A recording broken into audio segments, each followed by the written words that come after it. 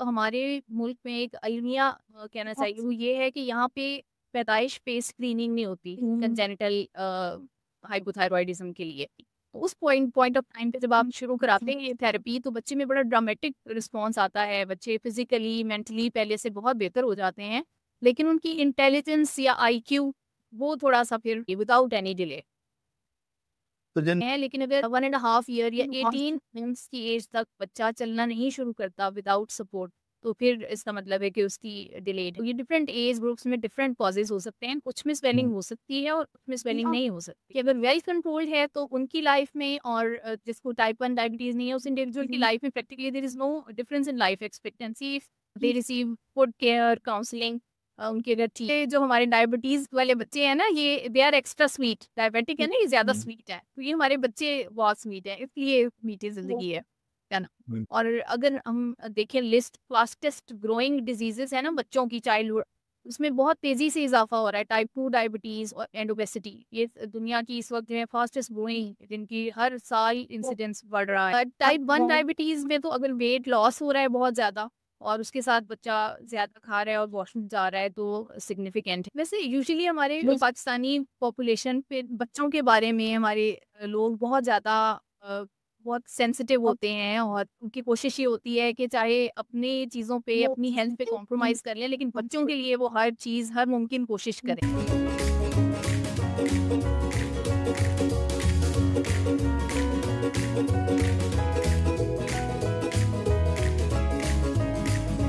Hello and welcome back, everyone. This is our second session of the Homeostasis podcast with our very special guest, Dr. Hina Sattar.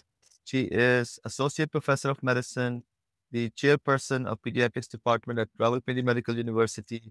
और उसके साथ very special that she is training the next generation of pediatric endocrinologists in Pakistan, जिसकी पाकिस्तान में बहुत सख्त ज़रूरत है.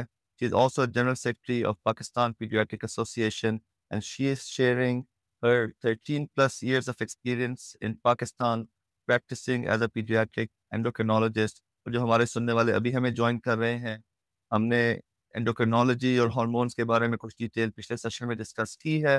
We have discussed growth hormone, उससे रिलेटेड जो प्रॉब्लम्स होते हैं, उसके क्या क्या ट्रीटमेंट ऑप्शंस हैं. तो अगर आप वो सेशन सुनना चाहें तो आप सुन सकते हैं. अब इस सेशन में हम बात करेंगे कुछ थायराइड हार्मोन्स की, कुछ डायबिटीज से रिलेटेड इश्यूज की, और कुछ विटामिन डी और ओबेसिटी रिलेटेड इश्यूज की. अगर हमारे पास टाइम बचा तो कुछ प्यूबर्टी के से related. So thank you very much doctor Hina Sattar for joining us again, और thank you for your time. Thank you. तो अब अगला सवाल, आपने ब्रीफली पिछले सेशन में डिस्कस किया कि ग्रोथ ना होने की एक वजह थायराइड हार्मोन का प्रॉब्लम्स हो सकते हैं, लेकिन थायराइड हार्मोन्स की डेफिशिएंसी की वजह से और भी बहुत सारे प्रॉब्लम्स हो सकते हैं. तो आप कुछ डिटेल बताइएगा कि थायराइड हार्मोन डेफिशिएंसी कितनी कॉमनली आप देख रही हैं अपने पेशेंट्स में, और जो पेशेंट्स आपके पास आते हैं वो उनको किस तरह के सिम्टम्स होते हैं जिसकी वजह से ये सस्पेक्ट किया जा सकता है कि उनको थायराइड की प्रॉब्लम है. जी, thyroid hormone deficiency is quite prevalent in Pakistan. और जो हमारे मुल्क में एक अलमिया कहना चाहिए वो ये है कि यहाँ पे पैदाइश पे स्क्रीनिंग नहीं होती कंजेनिटल हाइपोथायरॉयडिज्म के लिए। दुनिया के जितने डेवलप्ड कंट्रीज हैं उनमें जैसे ही बच्चे की पैदाइश होती है तो एक छोटा सा हील प्रिक टेस्ट होता है, जिससे एक ब्लड ड्रॉप से डिफरेंट डिजीजेस के लिए बच्चे को स्क्रीन किया जाता है। और congenital hypothyroidism is the most important of those. उसका रीज़न क्या है कि सबसे इम्पोर्टेंट है इसकी पैदाइश पे स्क्रीनिंग करना। वो इसलिए कि पैदाइश पे अगर बच्चे को पैदाइशी तौर पे थायराइड हार्मोन डेफिशिएंसी है, या उसका पैदाइशी तौर पे ग्लैंड ही नहीं बना हुआ, या हार्मोन प्रोडक्शन की उसमें कैपेबिलिटी नहीं है, उसका कोई साइन सिम्टम बर्थ पे आपको नज़र नहीं आता। लेकिन जैसे-जैसे बच्चा बड़ा होता है उसकी ब्रेन ग्रोथ के लिए थायराइड हार्मोन इतना ज़रूरी है कि इतने दिन गुज़रते जाते हैं डायग्नोज़ इतने देर में आप समझो बच्चे को इंटेलिजेंट या मेंटल एबिलिटी है वो डिटेरियोरेट होती जाती है। जितना डेवलप उसने होना था ब्रेन, वो अपने हम और बच्चों से पीछे रहता जाता है। तो अगर ये problem right at the birth पे हो जाए, और बर्थ पे ही इसकी बड़ी सिंपल सी एक टैबलेट के साथ इसकी ट्रीटमेंट है जो डेली देनी होती है बच्चे को। अगर उसी वक्त स्टार्ट हो जाए तो कुछ अरसे के बाद उस बच्चे में और दूसरे बच्चे में आपको कोई डिफरेंस नहीं आएगा। लेकिन अगर ये अनडायग्नोज चला जाए तो बच्चा जब बड़ा होगा तो आप जितनी देर में पिक करेंगे कि ये तो वो गर्दन नहीं सँभाल रहा या बच्चा देख पहचान नहीं रहा, अपनी अपना नाम बुलाया जाए या आवाज़ पे रिस्पॉन्ड नहीं कर रहा, स्लो है बिल्कुल, एनवायरनमेंट में इंटरैक्ट नहीं करता, खेल-कूद में दिलचस्पी नहीं लेता। वो जितनी देर में आप ये साइन पिक करेंगे उतनी देर में ग्रोइंग ब्रेन को इतना परमानेंट डैमेज हो गया होगा कि वो उस लॉस को 100% फिर रिकवर करना मुश्किल हो जाएगा। तो इसलिए हर एक दिन जिसमें थायराइड ट्रीटमेंट में तो कहते हैं कि even a single day is important. तो इसको अभी पाकिस्तान में कुछ एनजीओज़ हैं जो खास पे नहीं हैं, जैसे जहाँ मैं काम कर रही हूँ रावलपिंडी मेडिकल यूनिवर्सिटी की जो हमारी एलाइड हॉस्पिटल्स हैं, यहाँ पे एक एनजीओ ज़ेडबी फाउंडेशन, उन्होंने फ्री ऑफ कॉस्ट हाइपोथायरॉयडिज़्म स्क्रीनिंग का प्रोग्राम इंट्रोड्यूस किया हुआ है। तो उनकी हेल्प से हम यहाँ पे ये प्रोग्राम रन कर रहे हैं। जो अच्छे प्राइवेट सेटअप्स हैं, वहाँ पे भी थायरॉयडिज़्म स्क्रीनिंग हो रही है, लेकिन हमारी बहुत ज़्यादा पॉपुलेशन की स्क्रीनिंग नहीं हो पाती, जिसका नतीजा ये निकलता है कि बच्चे हमारे पास बहुत लेट, कई दफ़ा 6 महीने पे, 8 महीने पे, 2 साल, 4-4 साल पे बच्चे प्रेज़ेंट करते हैं और जब हम हिस्ट्री लेते हैं तो पता चलता है कि शुरू से बच्चे की डेवलपमेंट डिलेड थी। तो उस पॉइंट पॉइंट ऑफ टाइम पे जब आप शुरू कराते हैं ये थेरेपी तो बच्चे में बड़ा ड्रामेटिक रिस्पॉन्स आता है, बच्चे फिज़िकली, मेंटली पहले से बहुत बेहतर हो जाते हैं, लेकिन उनकी इंटेलिजेंस या आईक्यू वो थोड़ा-सा फिर डिले रह जाता है। और देखिए अभी आजकल इतना कम्पटीशन है, पेरेंट्स कहते हैं हमारे बच्चे का एक नंबर भी किसी और बच्चे से कम ना हो और एक ये जो कि प्रिवेंटेबल है, मेंटल रिटार्डेशन का एक रीज़न वो ईज़िली प्रिवेंट किया एक सिंपल टैबलेट के ज़रिए। तो ये बड़ी मिज़री है अगर ये मिस हो जाए। तो बेसिकली अगर आपके पास कोई भी बच्चा किसी भी वजह से आए तो आप उसका थायराइड चेक करती हैं? चेक कर लेते हैं, न्यूबॉर्न अगर है, किसी के भी ज़हन में आ जाए तो हम एडवाइस करते हैं कि इसका करवा लेना थायराइड। चाहिए। और जितने भी पेरेंट्स इस पॉडकास्ट को सुन रहे हैं, पाकिस्तान में हैं, अगर उन्होंने अभी तक अपने बच्चे का थायराइड हार्मोन चेक नहीं कराया, चाहे उसकी कोई भी एज है, जी। तो ज़रूर चेक कराएँ। लेकिन अगर 4-5 साल तक बच्चा नॉर्मल है, सब कुछ ठीक जा रहा है, तो तो फिर प्रोबेबली इट्स फाइन हाँ, थायराइड फिर डेफिशिएंसी का ज़रूरत कोई नहीं है। हाँ, क्योंकि ज़्यादा तो वो विंडो जिसमें अभी बच्चे ने कोई डेवलपमेंटल माइलस्टोन अभी अचीव करके आपको नहीं मैनिफेस्ट किए, उसमें मुश्किल है ना। जब बच्चा एक नॉर्मल अगर अपने सारे माइलस्टोन्स अचीव कर रहा है, ग्रोथ ठीक हो रही है, उसमें तो ऑटोमेटिकली रूल आउट हो जाती है। लेकिन अगर किसी को लग रहा है कि बच्चा उतना एक्टिव नहीं है, लेथार्जिक है, सोया-सोया रहता है, सुस्त है, तो उसको फ़ौरन स्क्रीन करा लेना चाहिए विदाउट एनी डिले। तो जिन माइलस्टोन्स की आप बात कर रही हैं, अगर आप 1 मिनट में कुछ ब्रीफली मेजर माइलस्टोन्स बता सकें कि पहले साल में अगर बच्चा ये नहीं कर रहा या दूसरे साल में ये नहीं कर रहा, तो पेशेंट शुड बी कंसर्न्ड। तो आप किन माइलस्टोन्स के ऊपर फोकस करती हैं जब आप हिस्ट्री लिख रही होती हैं? अगर हम माइलस्टोन्स को कैटेगराइज़ करें ना तो कुछ हैं जो मोटर मोटर सिस्टम के लिए फिज़िकल माइलस्टोन्स हैं, कुछ हैं कॉग्निटिव या उसके जो हायर मेंटल फंक्शंस हैं उनके माइलस्टोन्स हैं। सबसे पहला जो माइलस्टोन हम नोटिस कर सकते हैं बच्चे में तकरीबन 6 वीक्स के अराउंड 1 एंड हाफ मंथ पे बच्चे की सोशल स्माइल यानी आई कॉन्टैक्ट। एक तो है ना बच्चे खुद ही स्माइल कर रहे हैं, एक ये है कि आप को रिस्पॉन्ड कर रहे हैं बच्चे, आपकी आई कॉन्टैक्ट कर रहे हैं और आप के रिस्पॉन्स पे बच्चा स्माइल कर रहा है। उसको सोशल स्माइल प्रेज़ेंट है या नहीं है, तो वो हम असेस कर सकते हैं। उसके बाद नेक होल्डिंग आती है अराउंड 4 टू 6 मंथ्स में आ जानी चाहिए। फिर सिटिंग है उसके बाद सिटिंग और नेक बाय होल्डिंग के लिए ये बच्चे को अपनी गर्दन उठा लेनी चाहिए यार अपनी गर्दन उठा ऊपर। लेते हैं। उसके बाद सिटिंग बैठना 8 मंथ्स के अराउंड बच्चे को बैठना चाहिए। क्रॉलिंग कुछ बच्चे करते हैं, कुछ बच्चे स्किप भी कर देते हैं। Directly they can start walking तो उसको आप स्किप कर सकते हैं। वॉकिंग की जो है ना हम हमेशा जब माइलस्टोन की बात करते हैं तो हम लास्ट लिमिट की बात करते हैं। कुछ बच्चे अर्ली भी कर सकते हैं लेकिन अगर 1 एंड हाफ ईयर या 18 मंथ्स की एज तक बच्चा चलना नहीं शुरू करता विदाउट सपोर्ट तो फिर इसका मतलब है कि उसकी डिलेड है। इसी तरह स्पीच 9 मंथ्स में बच्चे सिंगल वर्ड मामा, पापा कहना शुरू कर देते हैं। अमूमन 15 महीने की उम्र में वो हो वर्ड्स को जोड़ के आ जाओ, दे दो, ये लो, इस तरह बना लेते तो ये थोड़े से हुँ। Rough milestones. तो अगर बच्चा अपने टाइम पे ये काम नहीं कर रहा, तो फिर दे शुड बी इवैल्यूएटेड और सबसे जी, आसान टेस्ट आपने बताया कि वो थायरॉइड हार्मोन का चेक जी, करना है। बिल्कुल, थायरॉइड स्क्रीनिंग करवानी। और अगर थायरॉइड हार्मोन डेफिशिएंट है, तो उसकी जस्ट सप्लीमेंट लें और दैट्स इट। उसके बाद मज़ीद जी, किसी चीज़ की ज़रूरत थायरॉक्सिन नहीं है। टैबलेट है जी, डिफरेंट स्ट्रेंथ्स में अवेलेबल है 25 microgram, 50 and 100 micro according to age जो आपको आपका पीडियाट्रिशियन या पीडियाट्रिक एंडोक्राइनोलॉजिस्ट आपको एडवाइस करे, वो और बेहतर ही होती है उसको एम्प्टी स्टमक दिया जाए।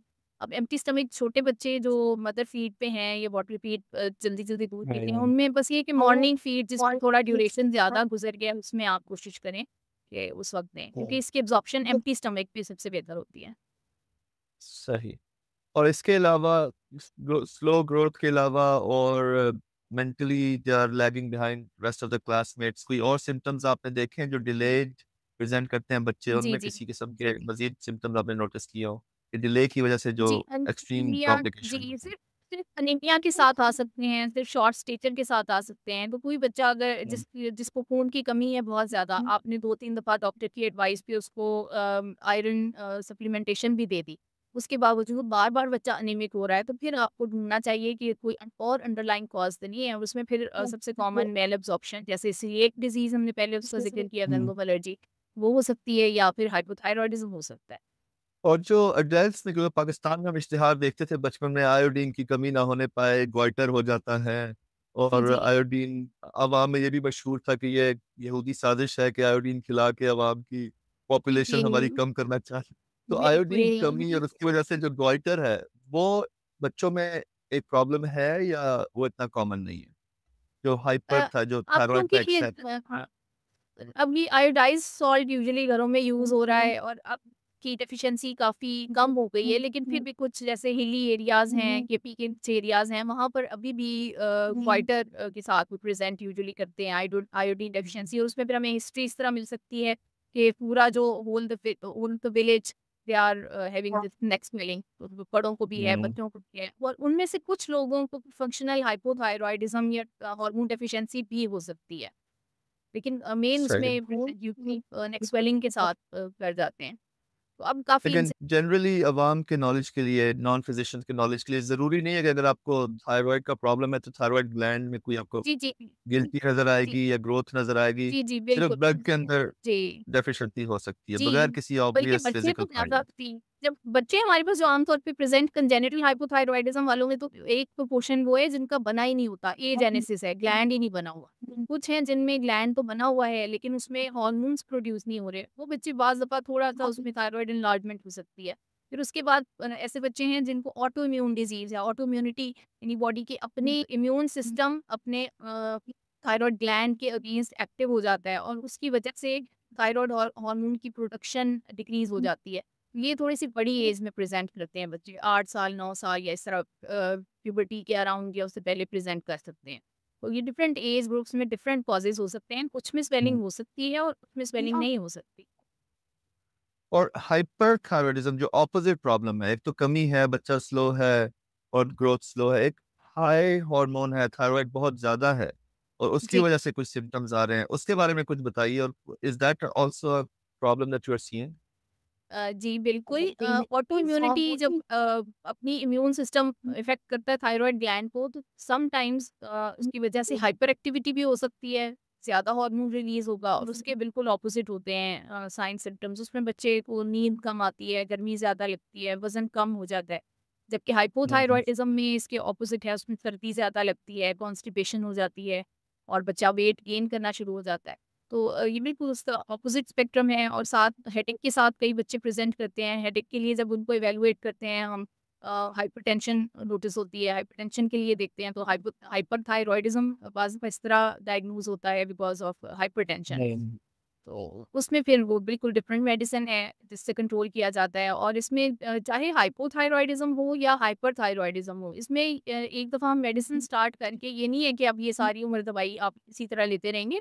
इट्स इम्पोर्टेंट कि हर 3 मंथ्स के बाद 3 मंथ्स के बाद दोबारा टेस्ट करवाए जाएँ और फिर नए थायरॉइड हार्मोन लेवल्स फ्रेश हैं, उसके मुताबिक फिर डिसीजन होता है कि इसकी डोज़ इंक्रीज़ करनी है या डिक्रीज़ करनी है, जैसे डोज़ उस हिसाब से टाइट्रेट होती रहती है। और कभी-कभार जब शुरू में बच्चे डायग्नोज़ होते हैं तो एक फ़ेज़ होती है ऑटो इम्यूनिटी की जिसमें हाइपरथायरॉयडिज़्म हो रहा होता है। उसके बाद कुछ अरसे बाद हम देखते हैं कि अब बच्चा नॉर्मल उसके थायरॉइड फंक्शन नॉर्मल आने शुरू हो गए हैं।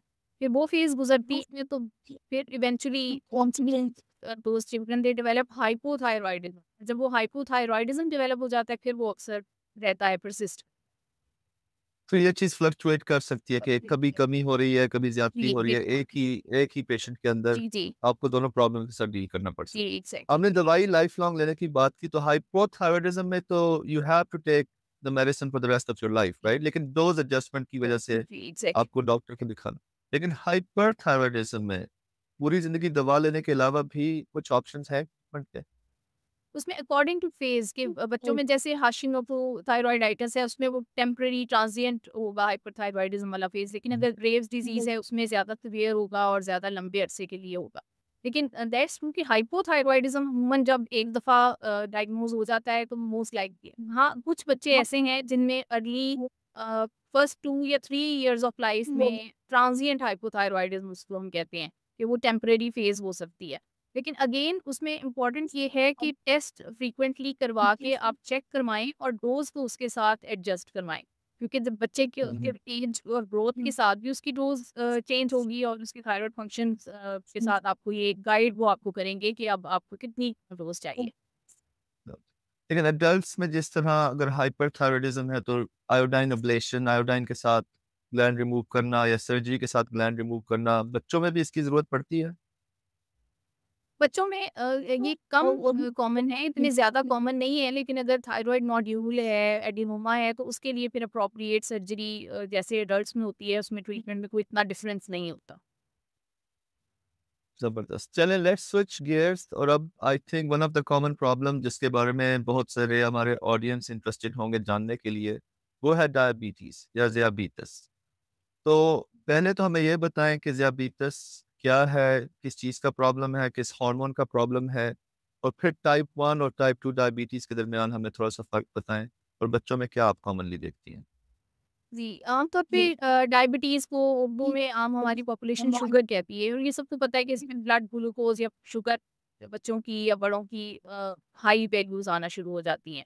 अब इसकी जो टाइप्स हैं उसको हम रफ़ली 2 टाइप्स में कर सकते हैं डिवाइड। एक इंसुलिन डिपेंडेंट है और एक इंसुलिन रेज़िस्टेंस की वजह से है। टाइप 1 डायबिटी वो डायबिटीज़ की टाइप है, तो बच्चों में ज़्यादा कॉमन है और उसमें प्रॉब्लम ये होता है कि हमारा जो एक ग्लैंड है जिसे पैंक्रियाज़ कहते हैं, ये पेट की पीछे वाली दीवार में होता है, पत्ते की शक्ल का एक वजूद है, जिसे लबलबा उर्दू में कहा जाता है। तो इसका काम ये होता है कि वो इंसुलिन बनाता है। तो जब ये इंसुलिन बनाना छोड़ देता है, तो बच्चे में टाइप 1 डायबिटीज़ की इंसुलिन डेफिशिएंसी की अलामात ज़ाहिर होनी शुरू हो जाती हैं। जो बड़ों में टाइप 2 डायबिटीज़ है उसमें लबलबा इंसुलिन बना रहा होता है। कई दफ़ा जितनी ज़रूरत है उससे ज़्यादा बना रहा होता है, लेकिन जहाँ पे इंसुलिन ने जाके इफ़ेक्ट करना है एंड ऑर्गन्स है या सेल के लेवल पे वहाँ पे काम नहीं कर रही होती है इंसुलिन। तो इसको हम इंसुलिन रेज़िस्टेंस तो अब नेचुरली इन दोनों के वजह मुख्तलिफ है तो इनकी ट्रीटमेंट भी एक-दूसरे से मुख्तलिफ है। टाइप 1 में जब एक मादा या एक हार्मोन नहीं बना रही तो फिर नेचुरली हमें वो बाहर से मसनूई तौर पे उसको रिप्लेस करना पड़ता है। जबकि टाइप 2 में इंसुलिन की तो कमी नहीं है, वैसे वो इफ़ेक्ट नहीं आ रहा उसका, इसी में टैबलेट के ज़रिए ब्लड ग्लूकोज़ को कम करने वाली दवाइयाँ या टैबलेट्स दी जाती हैं। तो बच्चों में आमतौर पर हम 1 डायबिटीज़ ज़्यादा डील कर रहे होते हैं। अब ये इसकी रीज़न कई लोग जब आते हैं फर्स्ट टाइम डायग्नोज़ होता है तो पहले तो ये बहुत हैरान होते हैं कि जी बच्चों में भी डायबिटीज़ होती है, तो हम बच्चों में बहुत कॉमन है। अभी जहाँ मैं काम कर रही हूँ ये फैमिली हॉस्पिटल में अभी हमारे पास तकरीबन 200 के अराउंड बच्चे हैं जो इस वक़्त रेगुलर फ़ॉलो-अप पे हैं डायबिटीज़ के लिए। ये इतनी कॉमन है और हर सिटी में तकरीबन 10-12 बच्चे हमारे आ जाते हैं डायबिटीज़ के साथ। अब इसमें टाइप 1 डायबिटीज़ में सबसे इम्पोर्टेंट पेशेंट एजुकेशन, क्योंकि इंसुलिन बच्चे ने घर में पेरेंट्स या बच्चा खुद घर में खुद एडमिनिस्टर कर रहा है और इसको हम डायबिटीज़ को ये कहते ही नहीं कि बीमारी है, हम कहते हैं ये तो लाइफ़स्टाइल है ना, बच्चे ने उसके साथ ही अब अपनी पूरी ज़िंदगी गुज़ारनी है और हर वक़्त घर में डॉक्टर तो साथ हो नहीं सकता कि अब जी ब्लड ग्लूकोज़ लो हो गई, अब क्या करना चाहिए, अब हाई है, अब क्या करना चाहिए? तो हमारी कोशिश ये होती है कि हम इतना ज़्यादा पेशेंट को पेरेंट्स को एजुकेट कर दें कि वो जो उनको टाइम टू टाइम छोटे-मोटे डिसीज़न मेकिंग वो खुद कर सकें। तो इसलिए जब हम उनको फर्स्ट टाइम डायग्नोज़ करते हैं तब एक उनकी काउंसलिंग का सेशन होता है, फिर उसके बाद रेगुलर जब वो फ़ॉलो-अप्स पे आते हैं 15 डेज़ या 1 मंथ के बाद, तब हम उनकी इंडिविजुअल और ग्रुप में काउंसलिंग पे बहुत तवज्जो देते हैं। और यहाँ पे हमारे पास एक टीम मल्टीडिसिप्लिनरी जिसमें हमारे पास डायटीशियन है, डायबिटीज़ एजुकेटर हैं, साइकोलॉजिस्ट हैं और ये सब लोग मिल के पेट काउंसलिंग कर रहे होते हैं। ज़बरदस्त। नहीं, छोटा-मोटा एंडोक्रिनोलॉजिस्ट तो वो पेरेंट्स भी बन जाते होंगे कुछ हफ्ते के बाद, वो डॉक्टर को कई जी। दफ़ा बता रहे होते हैं इसकी इंसुलिन कम ना कर दी है। एग्ज़ैक्टली बल्कि जनरल पीडियाट्रिशियन से उनको बेहतर नॉलेज होता है बाज़ दफ़ा पेरेंट्स को जो ख़ास तौर पे थोड़े से वो एजुकेटेड हैं। एजुकेशन इतनी ज़्यादा और हो फिर चुकी वो होती है। अब ये कंसेप्ट ये है कि जो ये बॉडी के जो हार्मोन्स का सिस्टम है ना, इसको अगर आप कभी अल्लाह ताला की तख्लीक है, उस पे आप गौर करें तो आप हैरान रह जाते हैं कि हमें पता भी नहीं होता और क्या बॉडी में चल रहा होता है। यानी इंसुलिन का जो ये लेवल है ना, ये सारा दिन एक जैसा नहीं रहता। एक इसका लेवल है हुँ, जो 24 आवर्स हल्का-हल्का सा चल रहा है और एक है जब हम कुछ खाते हैं, हमारी बॉडी में ब्लड ग्लूकोज़ लेवल खुराक से ही आता है ना, खुराक कन्वर्ट होती है ग्लूकोज़ में, एब्ज़ॉर्ब होती है। जब लेवल रेज़ होता है तो एकदम इंसुलिन की भी एक पीक आती है। फिर वो थोड़ी देर बाद वो पीक नॉर्मलाइज़ हो जाती है। फिर हम कुछ खाते हैं तो पीक इस तरह हमें पता ही नहीं होता और सारा दिन इसका लेवल अप डाउन हो रहा होता है बॉडी में। अब ये अल्लाह ताला का जो सिस्टम है ये तो बेस्ट है, अगर हम इसको कॉपी करने की कोशिश करें, तो उसमें सबसे बड़ा मसला ये होता है कि जितनी दफ़ा बच्चा कुछ खाए, उतनी दफ़ा तो हम उसको इंजेक्शन नहीं लगा सकते।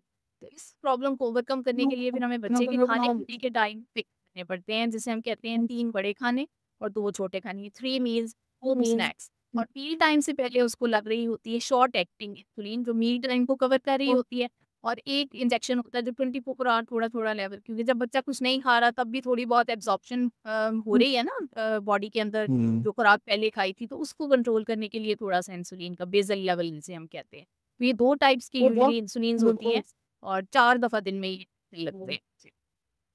तो कंप्लायंस डायबिटीज़ के पेशेंट्स में नॉट जस्ट इन किड्स बल्कि हम एडल्ट्स को देखते हैं, एडल्ट्स में भी compliance is the biggest problem कि किसी का दिल नहीं करता कि रोज़ इंसुलिन लगाए, रोज़ दवाइयाँ ले, ब्लड शुगर्स चेक करे।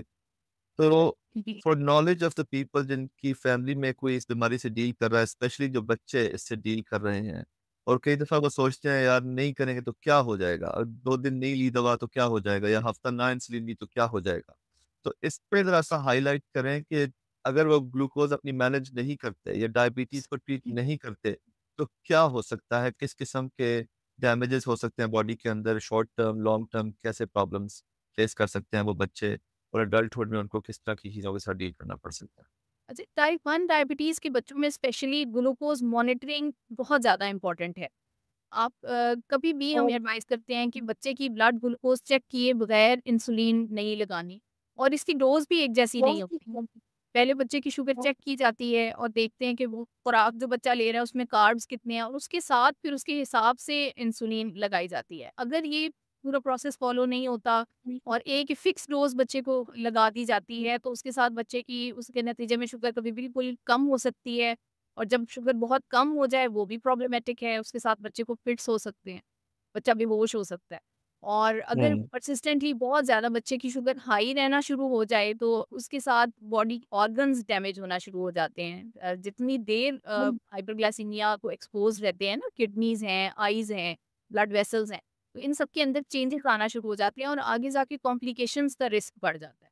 तो हमारा एम डायबिटीज़ टाइप 1 डायबिटीज़ मैनेज करने का ये होता है कि हम 24 घंटे उनमें से मैक्सिमम जितने आवर्स पॉसिबल हो हम बच्चे की ग्लूकोज़ को नॉर्मल रेंज के अंदर रखें और ना वो हाइपो में जाए, ना उसको बहुत और कॉम्प्लिकेशंस अल्टीमेटली हम प्रिवेंट कर सकें। तो ये हमारा एम है और ये इसमें जब तक कंप्लायंस अच्छी नहीं होगी तब तक ये टारगेट अचीव नहीं हो सकता। अलबत्ता ये है कि जो मल्टीपल डेली इंजेक्शन रेजीम जो हम यूज़ कर रहे होते हैं, जो दिन में 4 दफ़ा इंजेक्शंस लग रहे हैं, उसके साथ थोड़ा-सा बच्चों को फ्रीडम होती है। बच्चे लिटरली सब कुछ खाते हैं, सिर्फ़ जो चीज़ें उनकी मना होती है वो बिल्कुल शुगर जब प्योर शुगर है या कार्ब्स हैं जैसे व्हाइट फ्लोर है, वो नहीं खा सकते, मैदा नहीं इस्तेमाल कर सकते। बाकी बच्चे फ्रूट्स मीठे हैं वो बिल्कुल खा सकते हैं, बस ये ख़्याल रखना है कि जब भी कार्ब कंटेनिंग डाइट है रोटी है, चावल, आलू या फ्रूट्स जो कि मीठे हैं तो वो अंडर कवर ऑफ इंसुलिन लेने हैं। और जो स्नैक टाइम है जिसमें आप इंसुलिन नहीं कवर कर रही, स्नैक में आपने ऐसी चीज़ें बच्चे को देनी है जिनमें कार्ब्स कम है और उसके लिए इंसुलिन रिक्वायर्ड नहीं है, जैसे कि चिकन, एग ये ज़ीरो कार्ब है। तो बस थोड़ा-सा वो टाइम टेबल बच्चे का जब करें, अगर कभी बच्चे का दिल बहुत ज़्यादा चाह रहा है, कोई पार्टी है जैसे ईद है या किसी बर्थडे पे बच्चा इनवाइटेड है और उसने कुछ लेना है, तो हम उसके साथ उनको कैलकुलेटेड डोज़ेज़ बता देते हैं कि आप इतने यूनिट एक्स्ट्रा लगाएँ और बच्चा कभी-कभार आप उसको दे सकते हैं। बजाय इसके कि बच्चा खुद के पेरेंट्स से रिबेलियस होके कि तो मुझे कुछ नहीं खाने देते, स्कूल जाए तो वहाँ पे लेके वहाँ से चॉकलेट्स और कैंडीज खाए, उससे बेहतर ये है कि आप अपनी नज़रों के सामने जब बच्चा खाना खा रहा है तो उसका छोटी सी ट्रीट को मिनी ट्रीट आप अपने कपड़ों पे दे दें, तो that's better. That's a very good advice के बजाय इसके कि आप इतनी सख्ती करें कि बच्चा छुप के वो चीज़ें खाना शुरू कर दे। एग्जैक्टली। आप जी अंडर सुपरविज़न उनको खाने दें। लेकिन बिल्कुल, केक्स, ब ये कपकेक्स टीम होनी इट्स लाइक चाहिए ना कि वी आर अ टीम, हम एक टीम है, पेरेंट्स, क्लिनिशियन और बच्चा। अगर आप उसको कहेंगे ना कि इट्स मी वर्सेस यू, कि हम ये कह रहे हैं और हाँ, तुम ऐसे कर रहे हो, तो वो कॉन्फ्लिक्ट वाली फीलिंग नहीं होनी चाहिए। उसको आप ये एहसास दिलाएँ कि वो रिस्पॉन्सिबल है खुद और ये उसके फ़ायदे की चीज़ है, when you are working as a team. और बार्गेन दैट्स अ जैसे वेरी गुड पॉइंट। बार्गेन करके आप उससे चलो ठीक है, तुम्हें हम इस तरह अलाउ कर देते हैं, लेकिन इंसुलिन की कवर में इस टाइम पे इतनी ले लो। फिर बच्चे भी आपका आपकी बात सुनेंगे। तो ये एक ऐसी टेक्नीक है बच्चे को डराने के लिए कि अगर तुमने शुगर कंट्रोल ना की तो तुम अंधे हो सकते हो, तुम लंगड़े हो सकते हो, तुम्हारा पाँव कट सकती है। कभी इस तरह की डिटरेंस टेक्निक्स यूज़ करनी चाहिए, नहीं करनी चाहिए पेरेंट्स को बिल्कुल नहीं बताना करना चाहिए चाहिए। कि क्या बच्चे कॉम्प्लिकेशंस हो सकती हाँ, है? नहीं कॉम्प्लिकेशंस के बारे में पेरेंट्स तो हम काउंसल ज़रूर करते हैं, लेकिन इस तरह के बच्चे को डराना it can even have a negative impact. बच्चा तो बिल्कुल ही हिम्मत हार जाएगा कि मुझे तो हालाँकि आजकल अब इतनी गैजेट्स आ गए हैं, इतनी टेक्नोलॉजी आ गई है, continuous glucose monitor, insulin infusion pumps, ये बड़ी रेवोल्यूशन है। ख़ास तौर पे सीजीएम तो पाकिस्तान में भी बड़ा फ्रीली अवेलेबल है और हमारे बहुत से बच्चे यूज़ कर रहे हैं, जिससे आपको टाइम इन रेंज का फ़ायदा हो गया है कि आप उससे कॉम्प्लिकेशंस प्रिवेंट कर सकते हैं। तो पहले ये कहा जाता था कि जो डायबिटीज़ के लोग हैं, उनकी लाइफ एक्सपेक्टेंसी आम पॉपुलेशन से 10 इयर्स कम होती है शायद। लेकिन अब ये वाली चीज़ भी खत्म हो गई है कि अगर वेल कंट्रोल्ड है तो उनकी लाइफ में और जिसको टाइप 1 डायबिटीज़ नहीं है, उस इंडिविजुअल की लाइफ में practically there is no difference in life expectancy if they receive food care, counselling उनकी अगर ठीक है। तो हो इसलिए ये नेगेटिव इस तरह की काउंसलिंग तो बिल्कुल भी नहीं करनी चाहिए। अब इसमें हमारे पास पाकिस्तान में बड़ी अच्छी एक एनजीओ काम कर रही है, मीठी ज़िंदगी। तो जो ऑडियंस सुन रहे हैं और उनकी फैमिली में अगर कोई टाइप 1 डायबिटीज़ का शिकार है, तो आप उनको रिकमेंड कर सकते हैं कि वो मीठी ज़िंदगी की वेब पेज भी है उनका, सोशल मीडिया पे भी उनकी प्रेज़ेंस है, फिर उनकी पीयर सपोर्ट ग्रुप्स हैं। तो इसके अलावा अंडर प्रिविलेज्ड बच्चों के लिए वो बहुत अच्छा काम कर रहे हैं और उनकी एक पूरी बुकलेट, मुझे यहाँ से आपकी बात से याद आया कि उनकी पूरी बुकलेट है कि आपने काउंसलिंग कैसे फॉर फिजिशियंस के आपने क्या चीज़ें कहनी है इन बच्चों को और क्या नहीं कहना। तो वो बड़ा अच्छा पेरेंट्स के लिए भी बड़ा वो यूज़फुल है और वो उर्दू में है, उर्दू इंग्लिश दोनों लैंग्वेजेज़ में है। तो वो भी आप विज़िट कर सकते हैं। मीठी ज़िंदगी कोई मिसनोवर तो नहीं है कि वो मीठी ज़िंदगी कह के बच्चों को बुला लेते हैं और सारी मीठी चीज़ों से मना कर देते हैं कि ये आप नहीं खाते?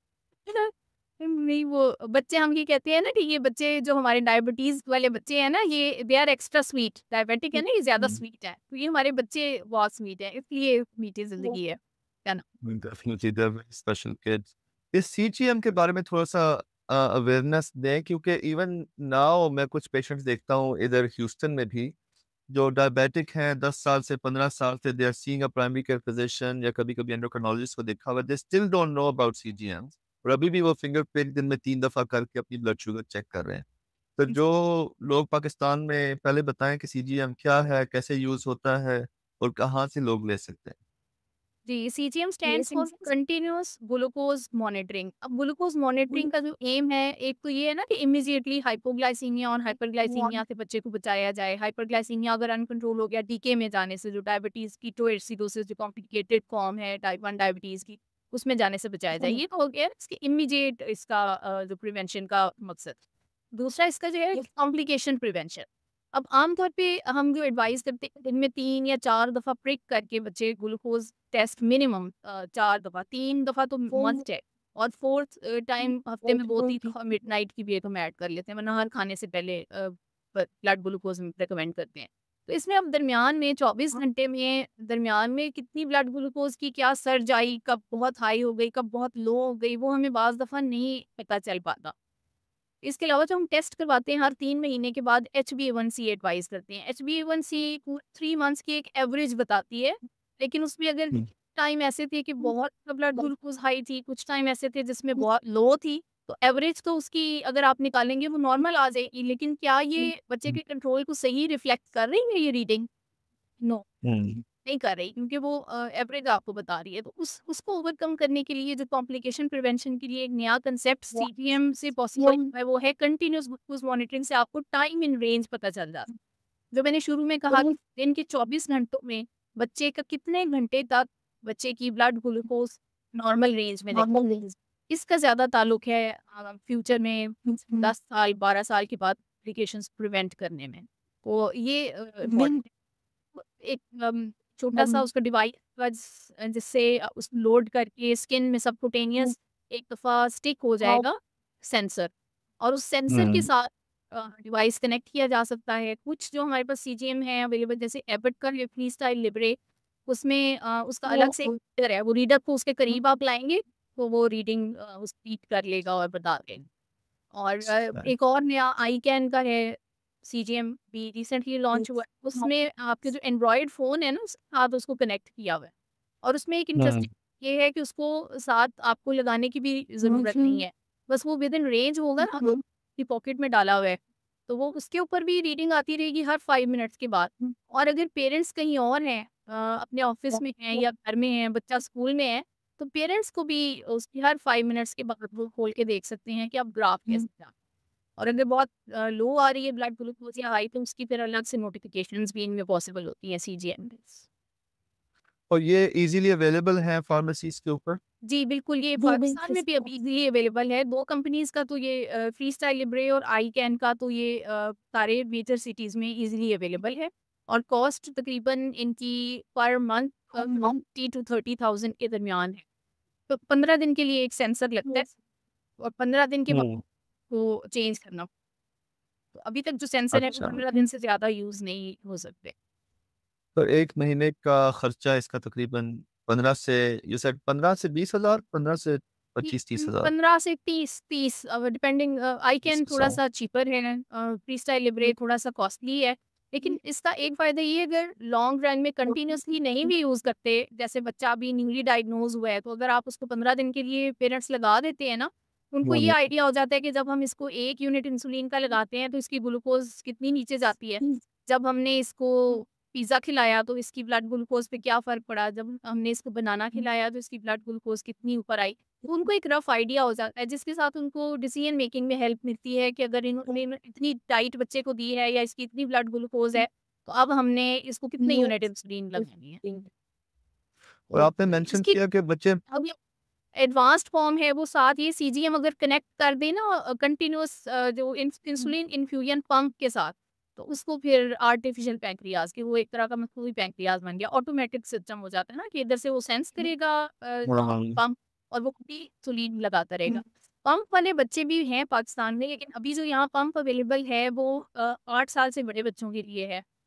डेस्कॉम का है जो अभी मेट्रॉनिक्स का है डेस्कॉम और उसकी कॉस्ट तकरीबन एक टाइम 8 लाख का है वो पंप और बाकी उसकी जो मंथली रनिंग कॉस्ट है तकरीबन 40-50,000 पर मंथ है सीजीएम के साथ।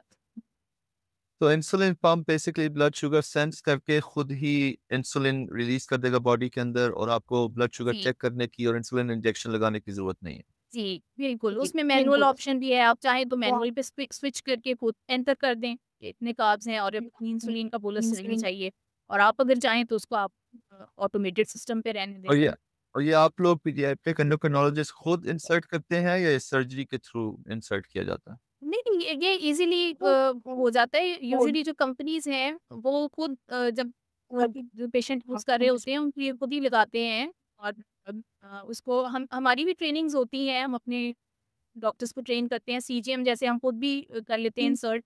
लेकिन अक्सर कंपनीज़ जो काम कर रही हैं, वो होम सर्विस भी प्रोवाइड कर रही हैं, कि वो घर में जाके खुद वो कर देंगी एडमिनिस्टर। तो सिंपल प्रोसेस है, तो इतना कॉम्प्लिकेटेड नहीं सही। है।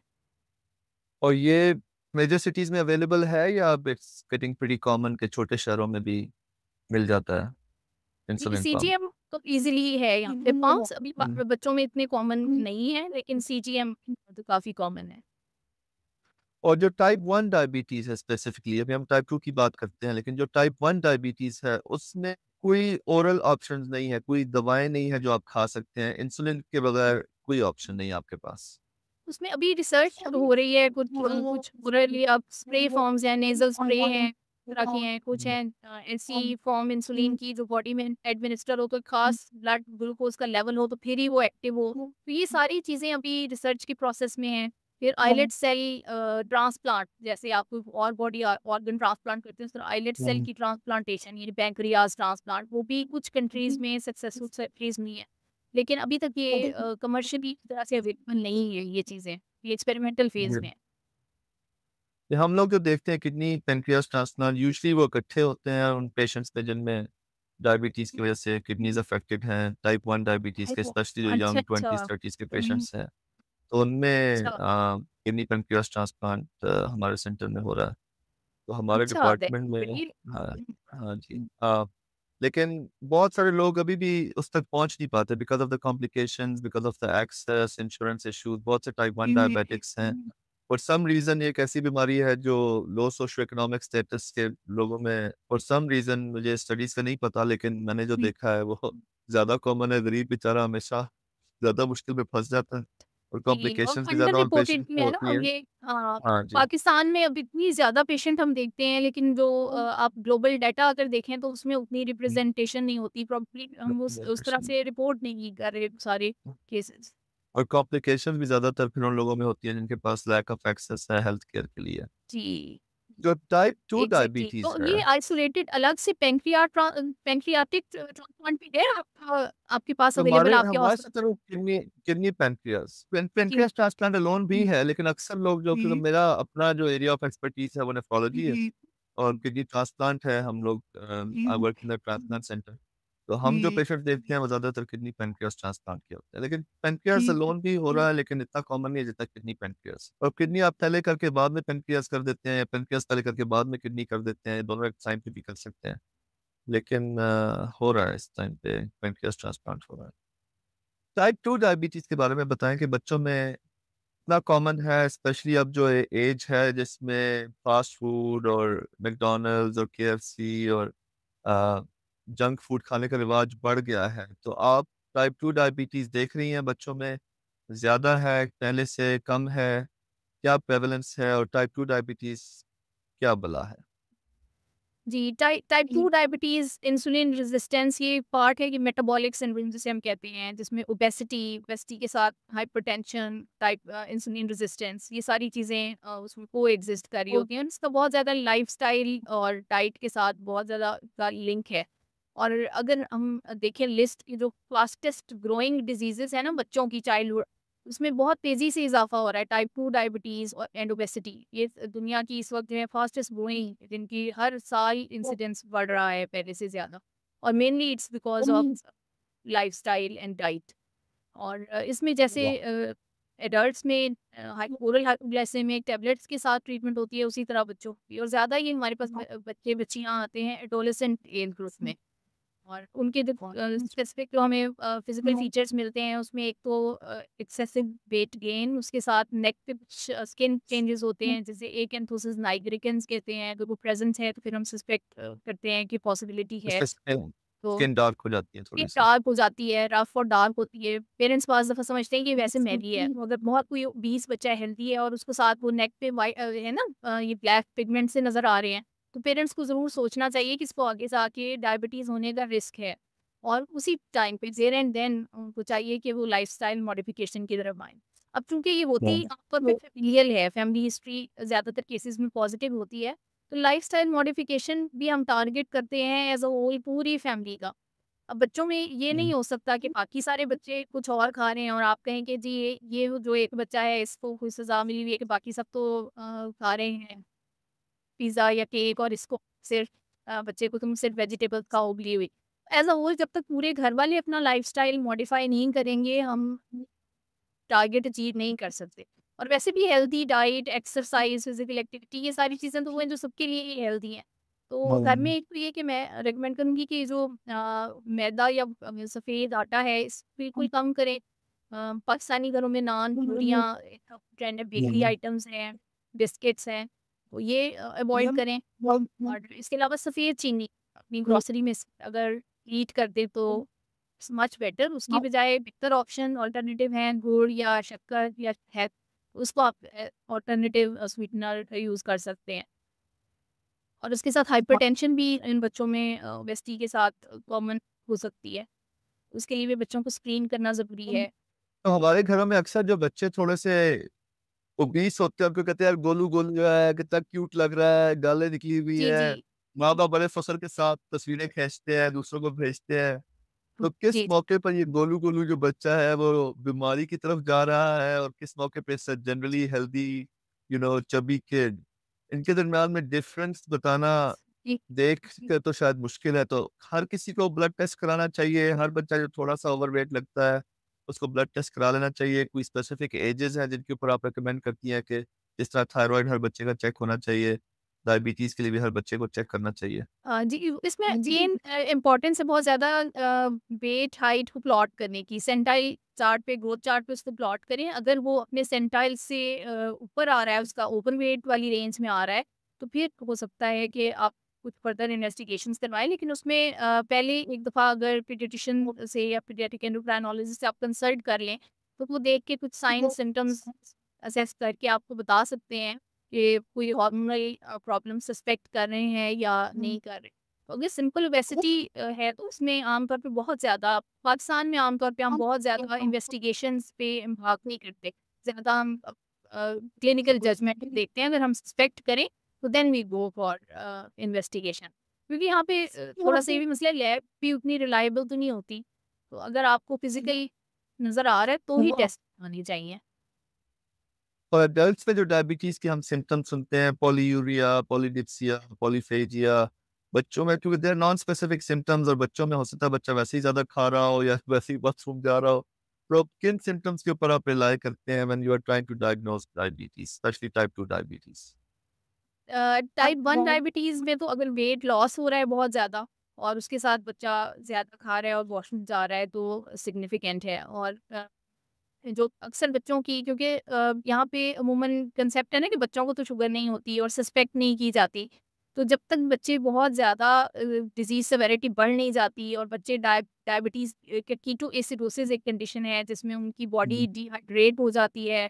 बहुत ज़्यादा बार-बार वॉशरूम जाने की वजह से, यूरिन ज़्यादा करने की वजह से पानी की कमी जिस्म में हो जाती है, नमकियात की कमी हो जाती है और उसके साथ बॉडी स्टार्व हो रही होती है, क्योंकि जो कुछ बच्चा खुराक खा रहा होता है इंसुलिन ना होने की वजह से उसकी बॉडी को लग नहीं रही होती। तो उसकी वजह या एसिडोसिस बॉडी के अंदर तेज़ाबियत बढ़ जाती है। तो इन इन चीज़ों की बेसिस वो बच्चा जब प्रेज़ेंट करता है तो वो ऑलरेडी एक सिक कंडीशन में होता है, बाज़ दफ़ा बेहोशी की कैफ़ियत होती है बच्चे की। तो आम तौर पे हमारे पास जो टाइप 1 डायबिटीज़ के बच्चे फर्स्ट टाइम प्रेज़ेंट करते हैं उसमें सबसे कॉमन प्रेज़ेंटेशन है कीटोएसिडोसिस। क्योंकि वही बात है कि पोलीयूरिया, पॉलीफेजिया को पेरेंट्स यूजुअली इतना नोटिस ही नहीं करते। लेकिन बच्चों में भी जब हम हिस्ट्री डिग आउट करते हैं तो बिल्कुल सिग्निफिकेंट हिस्ट्री होती है। कि रात को बिल्कुल ठीक-ठाक था लेकिन रात को बिस्तर पे जैसे करने लग गया है पेशाब, छोटा पेशाब, या फिर बच्चा बार-बार उठ के बाथरूम रात को भी जा रहा है। दिन को तो जा ही रहा था, अब रात को भी उसको। सही। और जो टाइप 2 डायबिटीज के ट्रीटमेंट ऑप्शंस हैं, इंसुलिन के अलावा क्या ट्रीटमेंट ऑप्शंस हैं, और कौन सी ड्रग्स आप कॉमनली यूज करते हैं टाइप 2 डायबिटीज को ट्रीट करने के लिए? टाइप 2 डायबिटीज़ के लिए फिर ओरल हैं, उसमें डिफरेंट उसकी क्लासेस हैं। तो अभी तो एक रिसेंटली इंजेक्टेबल भी है जो वीकली इंजेक्टेबल फॉर्म है, that is also available obesity plus diabetes के लिए। लेकिन वो 18 ईयर्स से छोटे बच्चों में इंजेक्शन अवेलेबल नहीं है। तो यहाँ पे आमतौर पे हम जो यूज़ करते हैं वो ओरल हाइपोग्लाइसेमिक्स हैं। और जो नए जीएलपी-1 एगोनिस्ट हैं और जो वेट लॉस ड्रग्स हैं, वो अब पाकिस्तान में अवेलेबल हैं इन बच्चों पाकिस्तान के में लिए? अवेलेबल हैं लेकिन वो 18 ईयर्स से छोटे बच्चों के लिए रिकमेंडेड नहीं है। तो फिर इससे पीडियाट्रिक एज ग्रुप में वी आर नॉट यूजिंग। तो पीडियाट्रिक एज ग्रुप में अगर कोई ओबीस बच्चा है तो डाइट मॉडिफिकेशन के अलावा फर्स्ट एक्सरसाइज?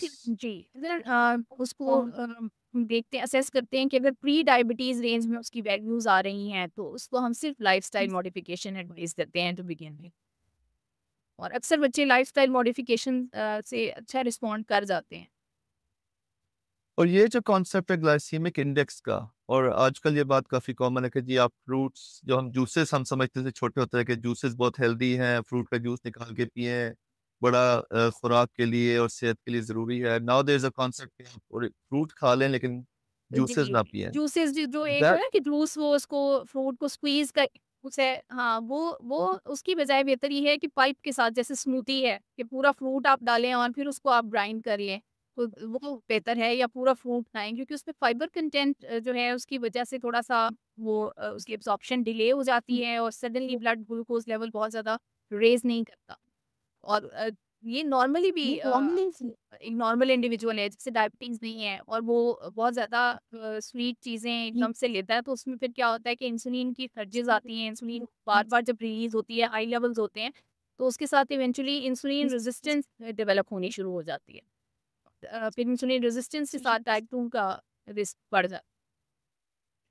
अच्छा, हमारे पास आपके लिए कुछ और भी क्वेश्चन थे, लेकिन हमारा टाइम खत्म हो रहा है, तो जो हमारे ऑडियंस हैं पाकिस्तान में स्पेशली जो सुन रहे हैं, क्योंकि आप सुपरवाइजर भी हैं पीडियाट्रिक एंडोक्रिनोलॉजी सब स्पेशलिटी की, आप डिफरेंट बड़े हॉस्पिटल्स में काम भी किया है। तो सबसे पहले तो ये बताएं कि अगर पाकिस्तान में किसी ने एक पीडियाट्रिक एंडोक्रिनोलॉजिस्ट को देखना हो, तो वो कौन से सेंटर्स हैं जहाँ पर वो जा सकते हैं? जिन शहरों की आपके पास इंफॉर्मेशन है, कौन से सेंटर्स हैं जो रिलायबल हैं? और अगर किसी स्पेशल डिजीज़ के लिए कोई ख़ास सेंटर नोन है, थायराइड के लिए, डायबिटीज़ के लिए, ओबेसिटी के लिए, तो उसके बारे में थोड़ी-सी हमारी ऑडियंस को इन्फॉर्मेशन दें कि अगर वो स्पेशलिस्ट को दिखाना चाहें या अपने बच्चों को टेस्ट कराना चाहें, तो कहाँ जा सकते हैं? कहाँ पे उनको क्वालिटी केयर मिलेगी जो कि अ, दवाइयों से, फार्मास्यूटिकल कंपनियों से इन्फ्लुएंस नहीं होगी?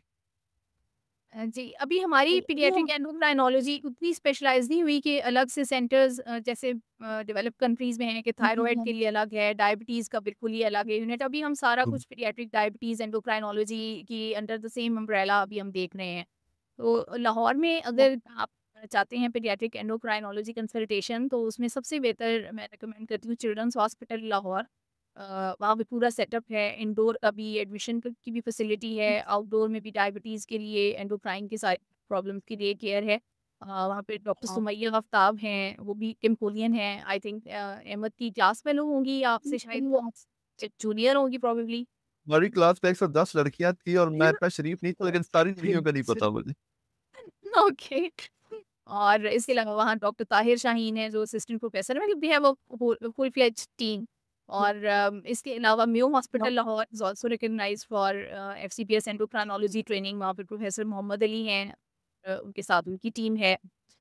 इसी तरह एफएमएच में है डॉक्टर मोहम्मद उस्मान हैं जो पीडियाट्रिक एंडोक्राइनोलॉजी देख रहे हैं। डॉक्टर जईदा मंसूर जो चिल्ड्रन हॉस्पिटल लाहौर से वो रिटायर्ड हैं मैडम, वो उनकी सेटअप उनका है, वो अवेलेबल हैं। प्रोफेसर ताइद अहमद भट्ट जो कि फादर ऑफ पीडियाट्रिक एंडोक्राइनोलॉजी हैं पाकिस्तान में, वो भी हैं। थोड़े से उनके हेल्थ इश्यूज हैं, usually does practice in DHA Y block में है उनका क्लिनिक, लेकिन थोड़ा-सा वो हेल्थ इश्यू की वजह से उनकी अपॉइंटमेंट अगर मुश्किल हो तो हम सारे उनके स्टूडेंट्स ही हैं, तो आप इनमें से किसी को भी कंसल्ट कर सकते हैं। और हम उनको कहते हैं कि हमारा सुप्रीम कोर्ट है, जब हमारा कोई केस हमें समझ ना आ रहा हो, हम फिर वो सर से डिस्कस कर लेते हैं। सही। रावलपिंडी में मैं देखती हूँ होली फैमिली हॉस्पिटल में, और मेरी कोलीग हैं डॉक्टर रहमाना वारिस, वो पिम्स में इस्लामाबाद में देखती हैं। डॉक्टर अकीला अयूब हैं बेगम हॉस्पिटल में, वो देखती हैं एंडोक्राइन को। और इसके अलावा कराची में बहुत सारे लोग, प्रोफेसर जमाल रज़ा, डॉक्टर मोहसिना इब्राहीम हैं जो एनआईसीएच है वहाँ का हब है मेन, जहाँ पीडियाट्रिक एंडोक्राइनोलॉजी की ट्रेनिंग हो रही है अभी। इसके अलावा आउसान में डॉक्टर खतीजा हुमायूं हैं और साथ उनकी टीम है डॉक्टर सलमान के। तो इसी तरह डिफरेंट में फैसलाबाद में प्रोफेसर हिना आयशा हैं। और अब मैं अब किसी को मिस आउट नहीं हो तो नहीं, आपने आपने इतने नाम ले दिए, मुझे तो याद है पाकिस्तान में इतना कॉम्पिटिशन था कि कोई बंदा अपनी स्पेशलिटी के किसी और बंदे का नाम कभी नहीं बताता था। वो 1 महीने के लिए कोई प्रोफ़ेसर मुल्क से बाहर जा रहे होते थे, कहते थे मैं आगे खुद ही देखूँगा, पीछे से किसी को नहीं दिखाना। कहते हैं मर जाना, मेरे कॉम्पिटिटर को तो मैं मरीज़ नहीं दिखाना। तो आपने तो फिर 15-20 कॉम्पिटिटर्स के हाँ, अपने नहीं, नहीं, बिल्कुल। कंटेम्पोरेरीज़ के नाम लिए। Actually we are not competitors, हम सब मिलके हम हैं ही टोटल पाकिस्तान में थोड़े से लोग हैं, तो हमारी कोशिश ये होती है कि पेशेंट बजाय इधर-उधर बीमार हो, खराब हो, उसकी बजाय वो किसी को दिखा ले। तो नहीं, अगर किसी थैंक यू को वेरी मच। मेरे पास डॉक्टर जो मेरी कोलीग्स हैं उनके आते हैं पेशेंट, तो मैं उनको कहती हूँ आप जहाँ दिखा रहे हैं वो बिल्कुल ठीक देख रही हैं। इसी तरह लाइकवाइज़ उनके पास भी जाते हैं तो वो कहती हैं जिधर आप दिखा रहे हैं उधर से ही देख रहे हैं। चलें ज़बरदस्त। लेकिन अगर किसी ने स्पेसिफिकली इस पॉडकास्ट को सुनने के बाद वो कहे कि हमने डॉक्टर हिना सत्तार को दिखाना है, तो वो आप तक कैसे पहुँच सकते हैं? हर बुध को मैं आउटडोर करती हूँ होली फैमिली हॉस्पिटल में। वेडनेसडे ठीक। Is reserved for paediatric endocrine, उस दिन मेरी कोशिश ये होती है कि मैं कोई लेक्चर, क्लास, कोई मीटिंग, कुछ और एक्टिविटी ना रखूँ और मैं खुद मौजूद हूँ ओपीडी में। तो मेरी टीम बुध वाले दिन वो आपको अपने जी, बच्चों को दिखा खुद सकते को हैं। सुबह और 9 से 2 बजे के दरमियान दिखा सकते हैं। और अपॉइंटमेंट आराम से मिल जाती है या ये वॉक इन है, मल्टीपल? गवर्नमेंट हॉस्पिटल है ना इसमें, तो वॉक इन है, आ सकते हैं। तो अच्छा, जिस दिन आएँगे उसी दिन उनकी बारी आ जी, जाएगी, जी, थोड़ा ऐसे वेट ही। हो सकता है जी, करना जी। पड़े लेकिन जी, जी, बारी आ जाएगी। बिल्कुल। चलें, पार्टिंग वर्ड्स तो काफ़ी सारी चीज़ें हैं, I will try to request कि हम इंशाल्लाह एक और सेशन करें, कुछ चीज़ें हैं जो हम डिस्कस नहीं कर सके आज। लेकिन जाते हुए 2 मशवरे आपके चाहिए, एक तो पेरेंट्स के लिए आप क्या मशवरा देंगी based on your experience in Pakistan, जो जिन पेरेंट्स के छोटे बच्चे हैं उनको वो क्या गलतियाँ करते हैं जो आप नोट करती हैं कि काश इन्होंने ये ना किया होता तो बहुत अच्छा था। क्या चीज़ें मिस करते हैं? और दूसरा पीडियाट्रिशियंस के लिए जनरल जो पीडियाट्रिशियंस हैं, उनके लिए कोई मशवरा दें कि जो कॉमन मिस्टेक्स या कॉमन चीज़ें जो मिस हो जाती हैं उनसे, उनको आप क्या एडवाइस करेंगी? तो सबसे पहले पेरेंट्स के लिए एडवाइस दें कि आप क्या एडवाइस देंगी जिनके बच्चे हैं ग्रोइंग अप एज? वैसे यूजुअली हमारे पाकिस्तानी पॉपुलेशन पे बच्चों के बारे में हमारे लोग बहुत ज़्यादा बहुत सेंसिटिव होते हैं और उनकी कोशिश ये होती है कि चाहे अपनी चीज़ों पे, अपनी हेल्थ पे कॉम्प्रोमाइज़ कर लें, लेकिन बच्चों के लिए वो हर चीज़, हर मुमकिन कोशिश करें। तो बस मुझे ये दुःख होता है देख के कि जब रिसोर्सेज़ ना होने की वजह से फार फ्लंग बड़े जो अंडर प्रिविलेज्ड एरियाज़ से पेशेंट आते हैं और लेट डायग्नोज़ होते हैं और अर्ली डायग्नोज़ वही पेशेंट अगर हो जाते या बाज़ दफ़ा डायग्नोज़ भी हो जाते हैं, लेकिन उनके पास इतने वसाइल नहीं होते कि वो उसकी महँगी-महँगी इन्वेस्टिगेशंस या टेस्ट करवा सकें, क्योंकि एंडोक्राइन इन्वेस्टिगेशन बहुत एक्सपेंसिव है और अक्सर ये गवर्नमेंट हॉस्पिटल्स में अवेलेबल भी नहीं होती, या जैसे जेनेटिक टेस्टिंग कई दफ़ा हमें ज़रूरत होती है जेंडर को असाइन करने के लिए भी, वो भी पोर्टेबिलिटी के वहाँ पे भी इश्यूज़ आ जाते हैं। तो मुझे ये देख के थोड़ा-सा होता है कि ये अगर इनके पास रिसोर्सेज़ थोड़े बेहतर हों और ज़्यादा चीज़ें फ्री ऑफ कॉस्ट हमारी गवर्नमेंट जहाँ इतना कुछ कर रही है, थोड़ी और चीज़ें अगर हम इनको मदद कर सकें, तो वैसे तो हमारे आपने अपने जी, आपने पिछले सेशन में एक बात की थी, बहुत ही अच्छी बात की थी और मैं उसको थोड़ा-सा हाइलाइट करना चाहूँगा कि जो पेरेंट्स अफोर्डेबिलिटी ना होने के बावजूद भी कई दफ़ा बहुत महँगे टेस्ट करा लेते हैं जी, और फिर उन टेस्ट को रिज़ल्ट्स को गुमा देते हैं या उनको सँभाल के नहीं रखते। या जी, एक डॉक्टर को एक दफ़ा दिखा के फ़ॉलो अप नहीं करते और फिर किसी दूसरे डॉक्टर के पास जाके दोबारा से नए से तो जो टेस्ट आप करा रहे हैं, जो रिकॉर्ड आपका है, डॉक्टर ने जो आपको लिख के दिया है, जो भी डॉक्यूमेंट्स हैं, उनको अपनी जान से ज़्यादा अज़ीज़ रखें, उनको सँभाल के रखें और वो बच्चे के साथ पूरी ज़िंदगी तक चलेंगे साथ। बिल्कुल। और जो फेलो पीडियाट्रिशियंस हैं उनसे उनको मैं ये एडवाइस देना चाहती हूँ कि बच्चा किसी भी प्रॉब्लम के लिए अगर आपके पास आया है, तो उसकी हाइट और वेट उस विज़िट की डॉक्यूमेंट ज़रूर कर दिया करें। This can be a very valuable information later on. साल बाद, 2 साल बाद हो सकता है कि बहुत उससे हमें क्लू मिले कि जी इसकी तो 1 साल में ग्रोथ ही नहीं हुई है, 2 साल में ग्रोथ नहीं हुई।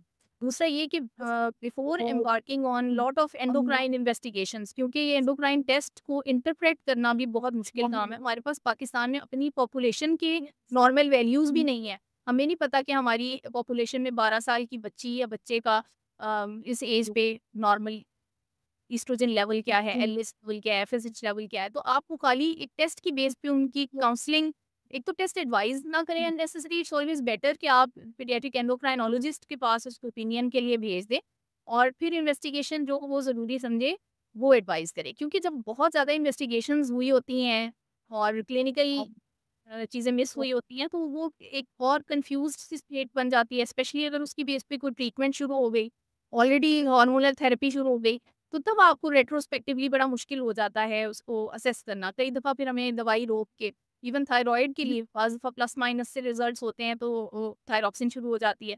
तो हम फिर रोक के उसको दोबारा असेस करना वो ज़रा मुश्किल।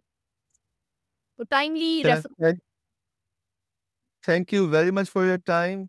तो ऑडियंस, आज हमने बहुत से इंपॉर्टेंट टॉपिक्स पे डॉक्टर हिना सत्तार का ब्रेन पिक किया। We talked about diabetes, thyroid problems, growth hormone.